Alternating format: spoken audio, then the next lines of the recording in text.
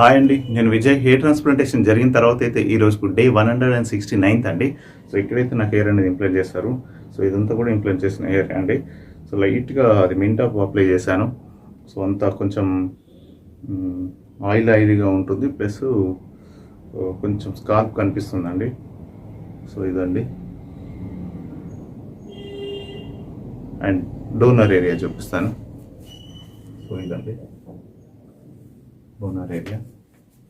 And కామెంట్లో చూశానండి, అన్న మీరు హెయిర్ ట్రాన్స్ప్లాంట్ చేయించుకున్న తర్వాత ఇప్పుడు మెడిసిన్స్ వాడుతున్నారు కదా, ఆ మెడిసిన్స్ అనేవి వాడకపోతే ఈ చేయించుకున్న హెయిర్ అనేది ఫాల్ అవుతుంది అంట కదా అని అడిగారండి. అంటే మనకి ఏదైతే ట్రాన్స్ప్లాంట్ చేశారో ఈ హెయిర్ ఊడిపోతుంది మెడిసిన్స్ వాడకపోతే అని అయితే అడిగారండి. సో అలా ఏముండదండి. సో అలా మెడిసిన్స్ వాడకపోతే ఊడిపోతుంది అనేది అలా ఉండదు. మెడిసిన్స్ ఎందుకు వాడతామంటే దాన్ని కొంచెం ఇప్పుడు ఇక్కడ తీసిన హెయిర్ ఇక్కడ ఏ లైఫ్ వరకు ఉంటుందో, లైక్ అంటే కొందరికి 60 years వరకు ఉంటుంది, కొందరికి 70 years వరకు ఉంటుంది. ఈ లైఫ్ ఎంత ఉంటుందో ఇక్కడ పెట్టితే అంతే ఉంటుంది. సో మళ్ళీ ఆ మధ్యలో ఉన్న డెన్సిటీ, ఇప్పుడు హెయిర్ మనము ఆ మెడిసిన్స్ కానీ మింటో వాడితే కొంచెం చిన్న మధ్యలో బేబీ హెయిర్ వచ్చి ఇంకా కొంచెం హై డెన్సిటీగా కనిపిస్తుంది.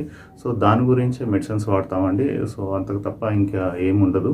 సో మెడిసిన్స్ వాడినా వాడకపోయినా ఇక్కడ పెట్టింది ఇది ఎన్ని సంవత్సరాలు ఉంటుందో ఇది కూడా అన్ని సంవత్సరాలే కంటిన్యూగా ఉంటుంది.